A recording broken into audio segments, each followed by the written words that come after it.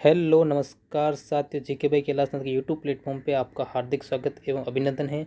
अगर आप राजस्थान की किसी भी प्रतियोगी परीक्षा की तैयारी कर रहे हो और आप एक बेहतरीन कंटेंट की राह में हैं तो ये क्लास आपके लिए रामबाण साबित हो, क्योंकि मैं कैलाशनाथ आज आपके बीच में लेके आई हूँ राजस्थान की लोक देवी जो अपने करणी माता हैं। करणी माता से संबंधित मैं ये सेशन लेके आया हूँ जिसमें हम करणी माता के बारे में पूरा जीवन परिचय पढ़ेंगे। अगर आप अगर आप ये सेशन देखते हैं तो इस सेशन के बाद आपको करणी माता से संबंधित कोई भी क्लास देखने की ज़रूरत नहीं पड़ेगी, क्योंकि करणी माता से कोई प्रश्न आएगा तो इसी क्लास में से आएगा। तो क्लास को शुरू करने से पहले एक बार क्लास को ज़्यादा से ज़्यादा शेयर तो अपने जीके बाई कैलाशनाथ के यूट्यूब प्लेटफॉर्म को सब्सक्राइब कर दे। तो चलते हैं क्लास की और बिना कोई देरी किए हुए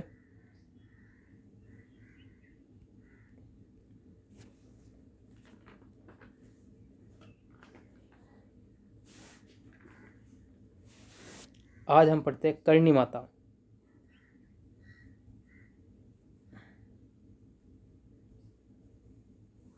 करणी माता करणी माता में मुख्य तौर पर आपको पूछा जाता है कि करणी माता का मुख्य मंदिर, आपको मुख्य मंदिर आपको पूछे तो मुख्य मंदिर आप याद रखोगे। मुख्य मंदिर अगर आपको कभी भी पूछे तो आपको याद रखना है देशनोक बीकानेर।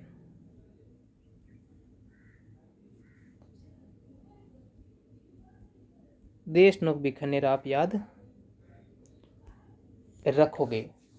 अगर कभी भी प्रतीक की करणी माता के प्रतीक की बात करें तो प्रतीक आप याद रखोगे सफ़ेद चील। सफ़ेद चील आप याद रखोगे। मुख्य मंदिर तो है अपना देशनोक बीकानेर और इसके प्रतीक की बात करें तो सफ़ेद चील आप याद रखोगे। अगर आपको पूछे कि करणी माता का संबंध आपको पूछे, करणी माता का संबंध आपको पूछे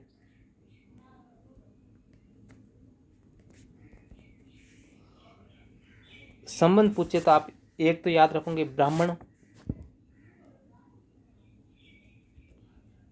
ब्राह्मण जाति। एक इसी के अंदर आप याद रखोगे सुथार, एक चारण, एक आप याद रखोगे राठौड़। इन जातियों से इनका संबंध है, ब्राह्मण, सुथार, चारण, राठौड़। आ गए यहाँ तक समझ में। अब आपको पूछे कि जांगल की जननी करणी माता को क्या क्या कहा गया है, तो एक तो करणी माता को कहा गया है जांगल की जननी।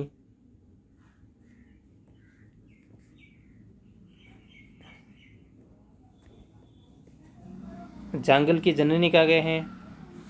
एक करणी माता को कहा गया है जांगल की महादेवी।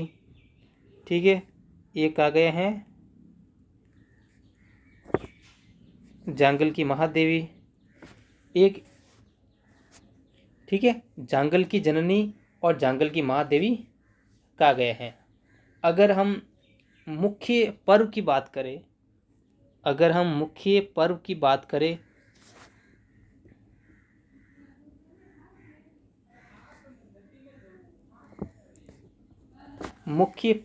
करें शुक्ल सप्तमी याद रखोगे आप। क्या याद रखोगे?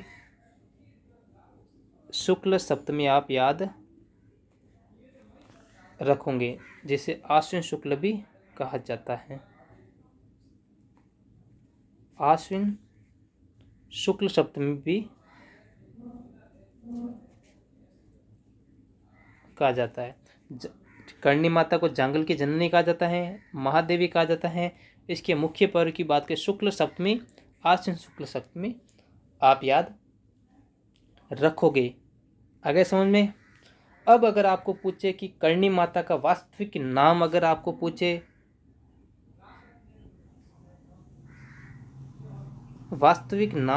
अगर आपको, तो आप याद रखोगे रिद्धि बाई।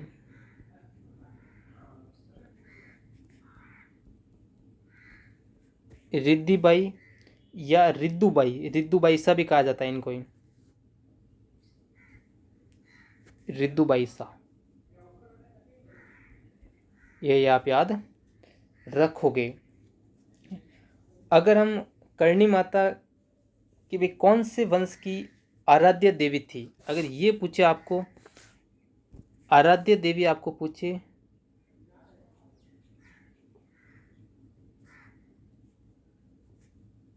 आराध्य देवी अगर आपको पूछे तो एक तो आप इसके अंदर याद रखेंगे चारण,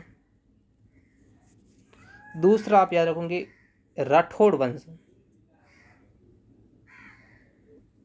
राठौड़ वंश, वो भी कहाँ के, बीकानेर,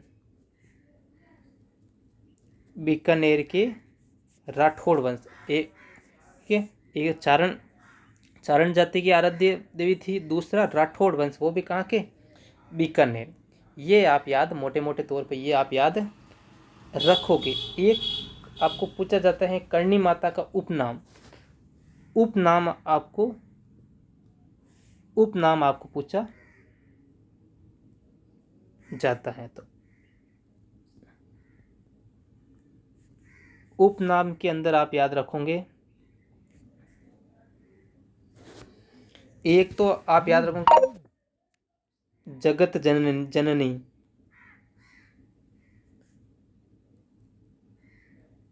जगत जननी याद रखोगे, दूसरा इसी के अंदर आप याद रखोगे डोकरी, डोकरी महामाया याद रखोगे आप, डोकरी महामाया याद रखोगे। इसी के अंदर आप याद रखोगे चूहों वाली देवी, चूहों वाली देवी याद रखोगे, चूहों वाली देवी याद रखोगे। एक इसी के अंदर आपको याद रखना है काबा वाली, काबा वाली याद रखोगे, काबा वाली, करनला, ये आप याद रखोगे। एक तो जगत जननी हो गया, एक अपने डोकरी, डोकरी महामाया हो गया, ठीक है, तो काबा वाली हो गया, कर्नला हो गया। इसी के अंदर एक याद रखो डाडी वाली माता, दाढ़ी वाली, दाढ़ी वाली माता भी आप याद रखोगे। कर्नला, किनियाणी भी आप याद रखोगे, ये आप याद रखोगे। क्लियर।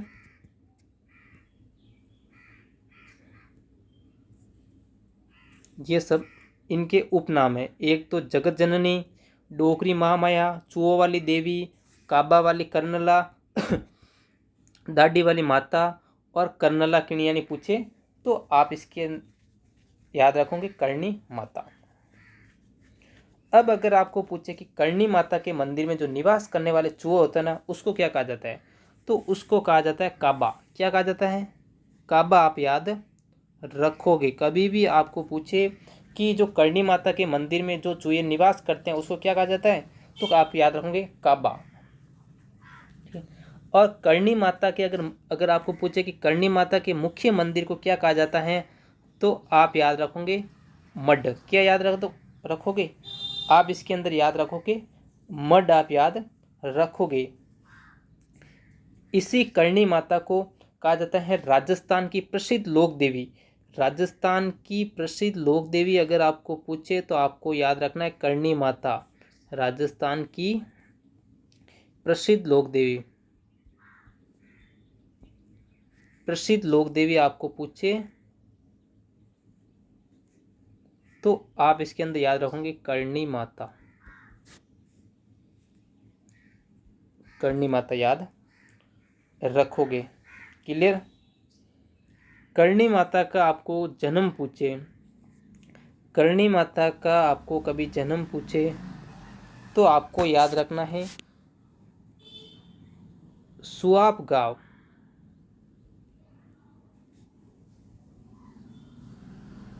सुआप गांव कहाँ है, ओसिया,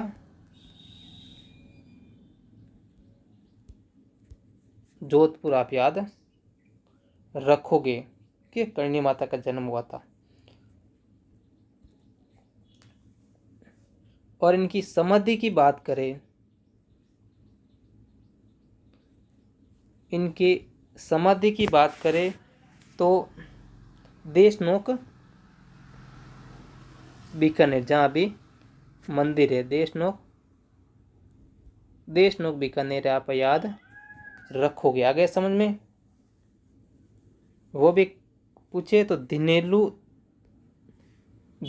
तलाई कहाँ पे? दिनेरु तलाई। आगे यहाँ तक समझ में आपको? अगर करणी माता के पति का नाम पूछे आपको तो आपको याद रखना है देपोजी बिट्ठू। क्या याद रखोगे?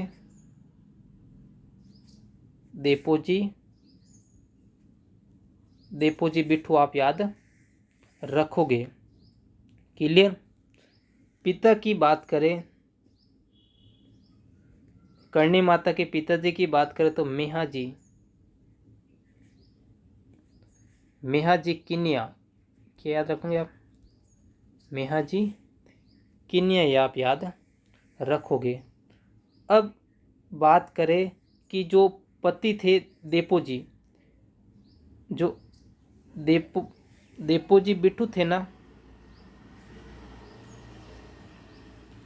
देपोजी, अब जो देपोजी बिट्ठू की जो संतान थी उनको क्या कहा जाता है? तो आपको याद रखना देपावत गोत्र। क्या याद रखोगे? देपावत गोत्र आप याद रखोगे। क्या? देपोजी की संतान क्या कहलाई?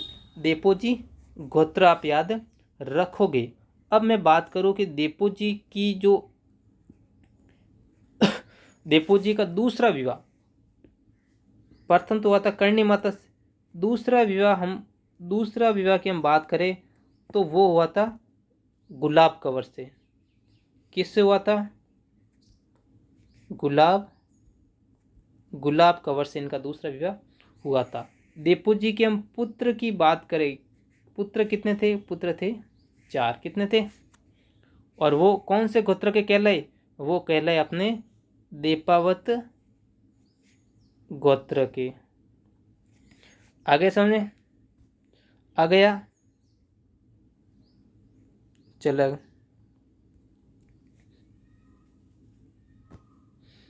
अगर आपको पूछे कि करणी माता के जन्म के समय मारवाड़ स्वामी किसे कहा गया था, तो इसके अंदर आपको याद रखना है राव सुंडा। क्या याद रखोगे? राव सुंडा आप याद रखोगे। अब राव सुंडा के पुत्र की बात करें तो एक तो था अपने कान्हा, दूसरा था रणमल। और रणमल के पुत्र की हम बात करें तो वो था जोधा। आगे समझे? जोधा। अगर आपको पूछे राठौड़ों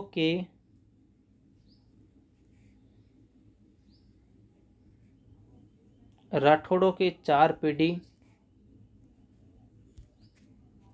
पीढ़ी को अवतार किसका माना गया, तो आपको याद रखना है करणी माता। क्या याद रखोगे? करणी माता।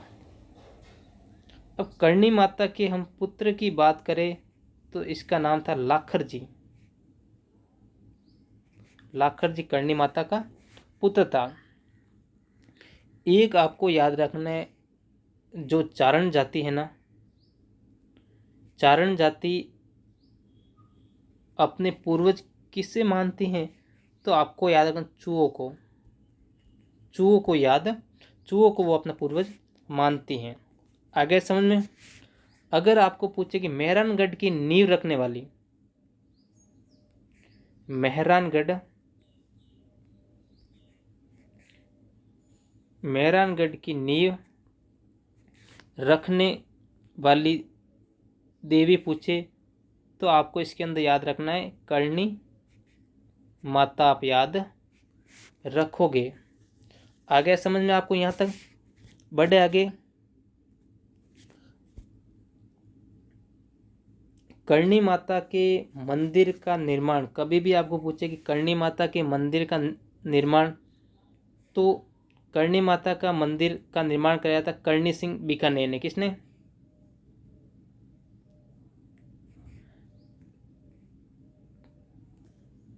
करणी के मड मंदिर का निर्माण, मड मंदिर का निर्माण, मड मंदिर के निर्माण की बात करें तो करणी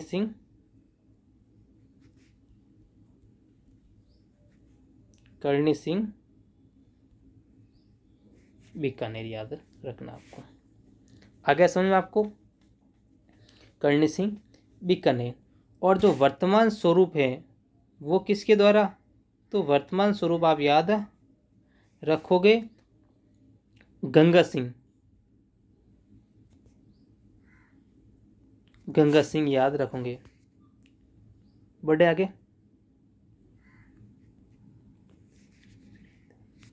अब जो मड मंदिर है उसके पुजारी कौन से गोत्र के होते हैं? तो इसके अंदर आप याद रखोगे देपावत गोत्र के। किसके? देपावत गोत्र के। अब करणी के गायों के पुजारी कौन थे? दशरथ मेहकवाल आप याद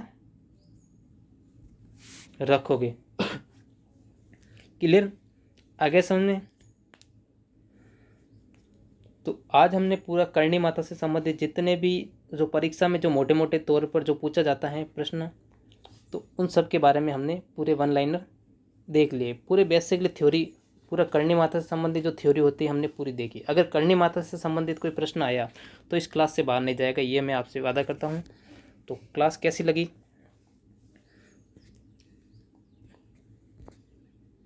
पूरा हमने बेसिकली तरीके से पूरा देख लिया। एक तो हमने देखा था करणी माता के मुख्य मंदिर, तो मुख्य मंदिर अपने देशनोक बीकानेर में है। प्रतीक की बात करें तो सफ़ेद चील आपको याद रखना है। आगे समझ में? अब करणी माता का संबंध किससे है? तो एक तो ब्राह्मण, सुथार, चारण और राठौड़ आप याद रखोगे। आगे समझ में? यहाँ तक बढ़े हम आगे। जांगल की जननी महादेवी, जांगल की महादेवी किसको कहा गए हैं? करणी माता। अगर हम मुख्य पर्व की बात करें तो शुक्ल सप्तमी, जो आश्विन शुक्ल सप्तमी, इनको कहा जाता है। ठीक है, बढ़े आगे। वास्तविक नाम पूछे आपको करणी माता का, तो आपको एक तो रिद्धिबाई या रिद्धुबाई सा याद आपको रखना है। हम आराध्य देवी की बात करें, करणी माता किसकी आराध्य देवी है?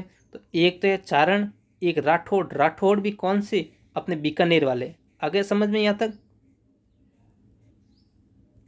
हम करणी माता के उपनाम की बात करें तो उपनाम एक तो इनके जगत जननी कहा जाता है, डोकरी महामाया कहा जाता है, चुओ वाली देवी कहा जाता है, काबा वाली कर्नला कहा जाता है, डाडी वाली माता कहा जाता है, कर्नला और किनियानी भी कहा जाता है। आगे समझ में? अब हम बात करें कि करणी माता के मंदिर में निवास करने वाले चुओं को क्या कहा जाता है पूछिए, तो आपको याद रखना है काबा याद आप रखोगे। करणी माता के मुख्य मंदिर की बात करें उनको मड कहा जाता है। आगे समझ यहाँ तक? आगे देखो आप, राजस्थान की प्रसिद्ध लोक देवी आपको पूछे तो आपको याद रखना है करणी माता। इनका जन्म की बात करें सुहाब गांव में, वो कहाँ है? ओसिया जोधपुर में आप याद रखोगे। आगे समझ में? बढ़ते आगे। अब इनकी समाधि की हम बात करें तो देशनोक बीकानेर के अंदर दिनेरू तलई में। ठीक है, इसके पति की बात करें तो पति थे देपोजी बिट्ठू आप याद रखोगे। पढ़ते आगे। इनके पिता की बात करते मेहाजी किन्निया इनके पिताजी थे, और इनके पति की बात करते देपोजी बिट्टू थे। ठीक है, देपोजी की जो संतान है वो देपावत गोत्र की कहलाई। आगे देखो, दूसरा विवाह किनके दूसरा विवाह किनके साथ हुआ? गुलाब कंवर से। किनके साथ? गुलाब कंवर से। इनके पुत्र कितने थे? पुत्र थे सर 4। वो क्या कहलाए? देपावत गोत्र के। आगे समझ में, आगे बढ़ते हैं।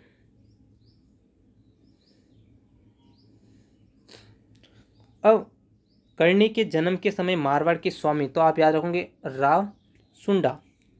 राव सुंडा के पुत्र की हम बात करते 2 थे, एक तो थे कान्हा, एक थे रणमल। रणमल के पुत्र की बात करें तो वो थे अपने जोधा।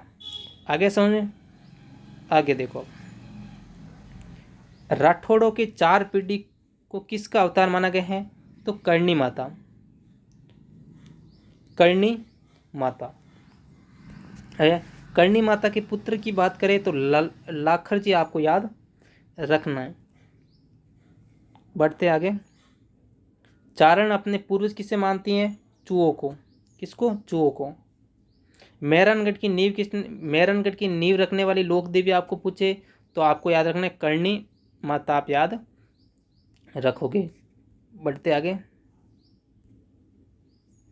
कर्णी के मड मंदिर का निर्माण पूछे, कर्णी के मड मंदिर का निर्माण आपको पूछे तो आपको याद रखना है कर्णी सिंह बीकानेर, आप याद रखोगे।